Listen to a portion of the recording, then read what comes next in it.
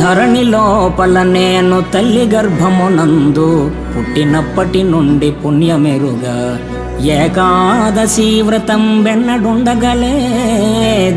తీర్థయాత్రలకైన తిరుగలేదు, పారమార్థికమైన పనులు చేయగలేదు, భిక్ష మొక్కనికైన పెట్టలేదు, జ్ఞానవంతులకైన పూని మ్రొక్కగలేదు, ఇతర దానములైన ఇయ్యలేదు.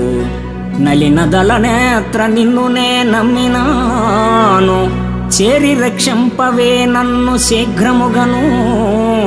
భూషణ వికాస శ్రీధర్మపుర నివాస, దుష్ట సంహార నరసింహ దురిత దూర.